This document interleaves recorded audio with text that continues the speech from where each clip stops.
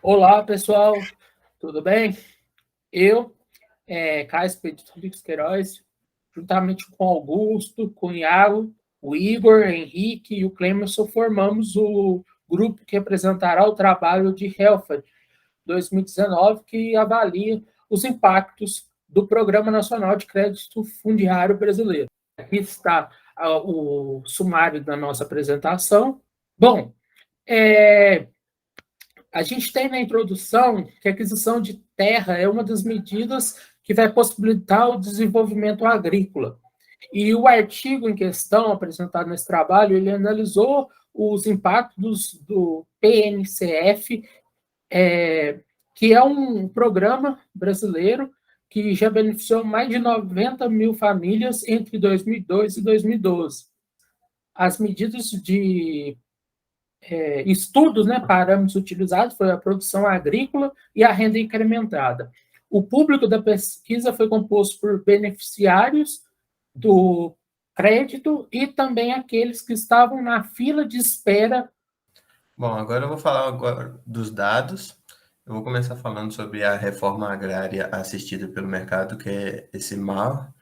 Bom, ela começou como um projeto piloto, na Colômbia, em 1994, e foi implementada pela primeira vez de uma forma experimental no Brasil, em 1997, junto com o Banco Mundial e também o apoio do governo brasileiro. E por conta do sucesso, obtido dos projetos experimentais e sua vantagem em relação ao modelo redistributivo liderado pelo Estado, o governo criou o PNCF em 2003. Agora eu vou falar um pouco desse PNCF, que é um programa que funciona fornecendo empréstimos subsidiados a agricultores pobres para comprar terras de vendedores dispostos. E existe duas linhas de crédito principais dentro desse PNCF. A análise desse artigo ela é limitada à linha de alívio da pobreza rural, para que avalie a capacidade do programa de reduzir a pobreza, especificamente no Nordeste do Brasil. Quanto ao objetivo do programa, o PNCF ele visa promover o acesso à terra e fornecer infraestrutura nas terras adquiridas. Existe uma série de requisitos, de inscrição para esse programa. Podemos citar que incluso, você tem que ganhar menos de R$ 9.000 por ano, possuir ativos de valor não superior a R$ 15.000 e não possuir terra suficiente para sustentar uma família e ter pelo menos 5 anos de experiência como agricultor. Os critérios mais importantes do que diz a respeito às propriedades são que, no caso, elas não é elegível para desapropriação por meio do Estado, da reforma agrária, e que o preço do imóvel seja semelhante de outras propriedades na mesma região, no caso, o Nordeste, o valor máximo que foi beneficiado desse empréstimo foi de R$ 40.000 no ano de 2009. Também a gente pode dizer que no Nordeste o tamanho médio dos empréstimos foi cerca de metade desse valor máximo, dentro também da além dos empréstimos de 14 a 17 anos feitos para compra de terras.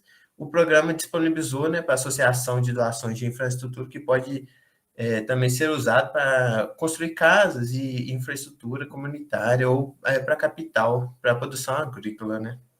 Agora, tem essa tabela, que junto com os dados dessa avaliação, o painel dos 2 períodos foi coletado de 2006 até 2010. Aí o Caio agora vai falar um pouco sobre essa tabela. Bom, pessoal, essa tabela aí a gente vai focar aqui só nos resultados foram significativos estatisticamente. Então, você tem a variável aqui da produção e agrícola, que ela foi significativa apenas para quem aderiu o programa acima de 5 anos, ou seja, acima de 5 anos que ele tem a terra, significativa a 1%. Para a variável renda incrementada, foi significativo a 5% também para essa mesma faixa, ou seja, pessoas que tinham a terra acima de 5 anos. Entre as características individuais que foram significativas, você tem o sexo, Variáveis de capital, né? No caso, o capital social seria a confiança e a posição que esse agente ocupa na sociedade, e o local da produção agrícola, o único fator que foi significativo estatisticamente foi a produtividade de milho da região. Boa noite, pessoal. Eu vou dar continuidade no trabalho falando sobre um pouco das estatísticas descritivas e a validade de pipeline. No trabalho aí, demonstra que a relação dos beneficiários que adquiriram as terras aí por meio do PNFC a partir do ano de 2010, e também não excluindo a possibilidade que esses beneficiários, né, e os não beneficiários tivessem acesso à produção agrícola antes desse período, aí foi possível notar a existência de produções em terras emprestadas, áridas e afins. A variável apresentada pelo trabalho utiliza-se do valor total da produção agrícola. A gente pode observar os avanços da adoção do grupo pipeline. A gente obtendo como resultado amostral uma perspectiva onde a adesão do grupo contribuiu para o avanço per capita em comparação aos demais produtores que não são beneficiários, né? Desse modo, a gente pode falar que a propriedade da terra parece contribuir para que haja um avanço da produtividade, que é o que nos mostra aí na tabela 2. Aí, partindo para os resultados econométricos, mostra aí os resultados das diferentes especificações que foram utilizadas. Nessa tabela 3, apresenta os resultados para a variável dependente agrícola produção per capita. E nas 4 primeiras colunas do painel a estimativa mostra os efeitos significativos e positivos do recebimento da terra, robusta inclusão de diferentes controles. Os resultados sugerem que o recebimento dessas terras por meio do PNFC aumenta em $243 por pessoa durante o último ano, em comparação com os não beneficiários de pipeline, que foi o gráfico, a tabela anterior apresentada. Já nas 4 primeiras colunas do painel B, mostra que os resultados para a produção agrícola per capita, usando a estimativa aí de duração do tratamento com EF municipal, que o padrão é claro à medida que quanto mais o tempo que você é dono das terras, aumenta a magnitude das estatísticas, né? Quanto mais tempo você tem a terra, mais vai aumentando aí o seu rendimento. O coeficiente para quem é dono da terra há mais de 4 anos são muito maiores que se comparando às 2 categorias anteriores. A especificação da coluna 4 aí mostra ter as terras através do PNFC por 5 ou 6 anos, aumenta a produção per capita em $324. Aí vale a gente salientar que devido ao tempo limitado aí dos dados, não podemos afirmar, no caso, que esses retornos vão ser crescentes, né? Porque a partir de um tempo ele pode estabilizar ou decrescer. Já nessa tabela 4 aí, todos os modelos binários nos mostram resultados positivos de ser beneficiário do programa. Mesmo que nenhum dos coeficientes sejam significativos aí, em ambos os modelos, o EF municipal e o EF individual, que são os 2 modelos que a gente está falando, o impacto do PNCF se torna positivo e estatisticamente positivo após 5 a 6 anos que se tem a propriedade da terra aí. Bom, na seção 6, o autor, os autores, eles vão fazer a análise de robustez e de atritos, que seria uma tradução literal, para quê?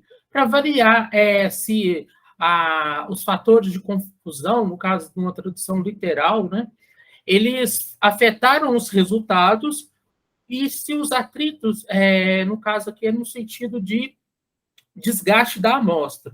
Então, eles utilizaram esse primeiro quadro aqui em cima, que seriam esses 5 métodos para avaliar a robustez, né, dos resultados, foi apresentados agora há pouco pelo Clemers, e também esses 3 aqui para avaliar se houve um fator de limitante, né, devido a esse recorte temporal. Olá, então vou dar prosseguimento falando sobre esse capítulo, então, de reembolso. Uma parte mais resumida, e pensando em políticas públicas que poderiam ser implementadas para melhorar essas condições, né? Essa tabela 14, então, ela vai mostrar para a gente as estimativas da parcela de beneficiários por ano de propriedade da terra. E esses que deveria ter sido capaz de fazer esses pagamentos de seus respectivos empréstimos. Olhando apenas para os casos com ambos os descontos, que, desculpa o meu inglês, mas seria aí o boot discounts,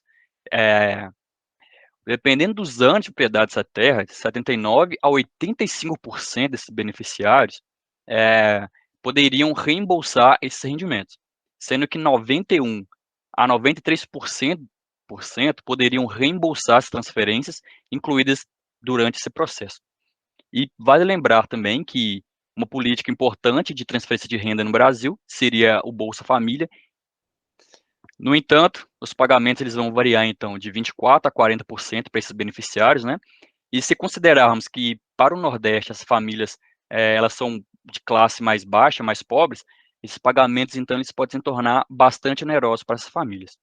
E como possível solução, o autor, ele, então, cita que para esse peso da dívida ser minimizado, o período de carência é muito importante e deveria ser estendido de um modo que seria benéfico a esses beneficiários, né? Seria um tempo suficiente para que eles possam se adaptar à sua nova realidade e, assim, eles conseguirem gerar rendimento suficiente para poder pagar a sua dívida com maior facilidade durante esse período de tempo. Aqui temos a tabela 15, então, que ela vai mostrar para a gente, né, os resultados da duração individual e estimativa de tratamento, como esses dados foram tratados, e esses resultados, eles vão indicar que, uma vez que esse reembolso ele vai ser incluído na análise, os beneficiários já não vão usufruir de um aumento nesse bem-estar atual, porque os ganhos que teriam com essa renda, que seria oferida dessa renda, né, eles estão sendo usados para reembolso dessa dívida que eles contraíram. E mesmo os beneficiários do 5º ou 6º ano da propriedade da terra, agora eles não vão representar também efeitos significativos sobre essa renda oferida que eles tiveram durante esse período. E para concluir, então, essa parte do reembolso, enquanto esse programa, então, ele vai trabalhar para aumentar a renda desses beneficiários, uma vez que esse reembolso ele vai ser levado, então, em consideração nesse trabalho, esses beneficiários, nos primeiros 4 anos do programa, são muitas das vezes estatisticamente piores em termos de bem-estar atual do que os beneficiários desse pipeline, né? Esse segmento que o Clemerson citou anteriormente.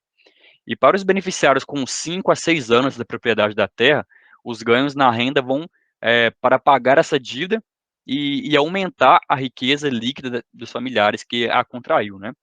E nesse caso, então, vai ser, em vez de melhorar o bem-estar atual, vai ser para pagar e aumentar a riqueza líquida. E uma vez que esse resultado se torna menos negativo, eventualmente positivo com o decorrer do tempo, o aumento do número de anos de propriedade da terra, é provável que essas melhorias nessa situação sejam apenas uma questão de tempo e que elas sejam, no longo prazo, melhores.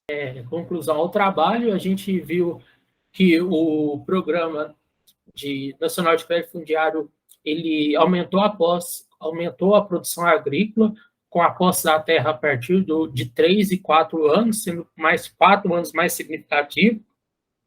Como renda, aumentou também a variável renda dos produtores mais experientes, porém, esse resultado ele vai ser sensível ao desgaste da amostra, que seria aquele teste de atrito. No geral, dá para perceber que o CPR-PMCF é um mecanismo bom, razoavelmente bom, mas não único, para a redução da pobreza rural, mas que necessita de ajustes. Aí o autor deixa como sugestões o aumento do período de carência, como o Igor citou, facilitar ainda mais o acesso à assistência técnica e ao Programa Nacional de Fortalecimento à Agricultura Familiar, o PRONAF, elevar o período de amortização das dívidas para 20 a 30 anos, hoje são de 14 a 17, e a avaliação desses impactos em um período de médio e não de curto prazo.